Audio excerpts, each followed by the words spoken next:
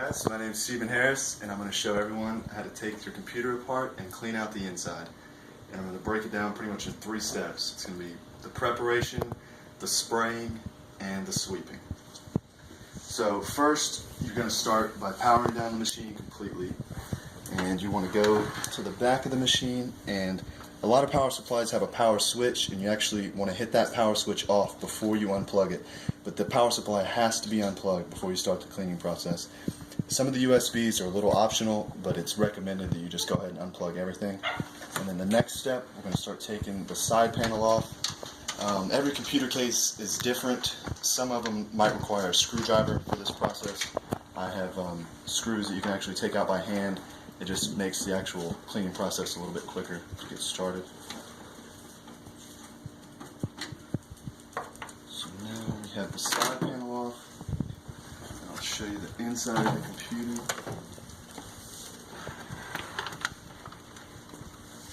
And you're going to have a graphics card. A motherboard is going to be in every computer. You're going to have sticks of RAM, the CPU, a power supply, and a few fans depending on your case. Some stock computers only have 1 or 2. And the first step, you're going to get your spray can, and you can get these, any store that sells electronics will sell these. And the main thing to remember about the spray can is you never want to shake it while you're spraying, and you never want to tilt the can at all while you're spraying, because there's an actual liquid component in the bottom, and if you tilt it too much or shake it while it's spraying, the liquid component can actually come out and then start spraying liquid all over your computer, and that can really cause problems quick. And once you start spraying, you can spray pretty much every component. You just want to stay as level as possible, and you just want to shoot in short bursts.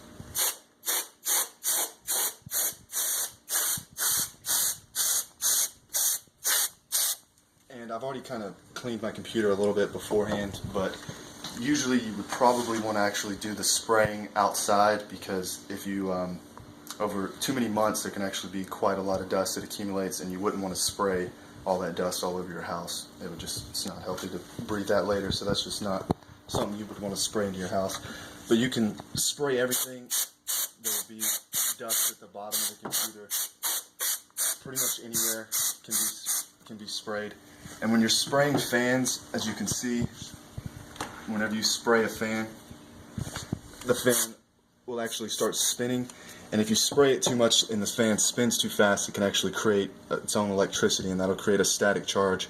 And you want no static charges in the computer at all. And you'd actually probably, I left this out, but you'd want to start the process off also by grounding yourself, and you can do that just by touching the metal part of your case before you get started. And when you spray the fans, if you stick something lightly into the fan to keep it from spinning while you're spraying, you can see that the fan will stop. It won't actually spin, and that keeps any electricity from charging. And then the next step is the dusting step, and I use kind of a modified paintbrush. The bristles, what they're made out of, if you can't really use, you wouldn't be able to touch anything in here with like just a regular cloth, because it could help. It could create a static charge, and that's something you definitely don't want in your computer. But you can use this to touch literally every component in your computer, and it can help get caked on dust or anything loosened up. But this is just a really good tool to have, because you feel like you'd want to be able to wipe stuff off in here, but you really can't do that unless you have something like this, and this just works really well for dusting stuff out. And the CPU, some of these parts you can take out, and you could get a little bit deeper clean. You could spray into the sockets where these parts go in your RAM or your graphics card. The CPU can collect dust over a while, but this is something that can't really be taken out very regularly unless you have access to thermal adhesive, which is something that is required to glue the CPU back, because every time you take it apart, it has to be re-glued. So that's something that you can't clean that on a regular basis unless you really want to get down and dirty with the process. But so once you've pretty much gotten all the dust out, you can just put your side panel back on.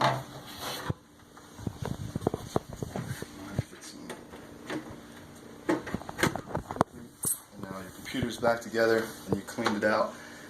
A computer repair shop could charge anywhere from $50 to $100 for something like this, and they would literally be done just as quick as I was. It's really not something that's hard to do. I think most people just get scared about having to actually open up their machine and get in on the inside and look at all the electrical components and have to deal with all that. But you really don't have to take anything apart. You just have to take the side panel off, and you just need your spray can and some kind of little duster device, and you can completely clean out the inside of your computer all by yourself.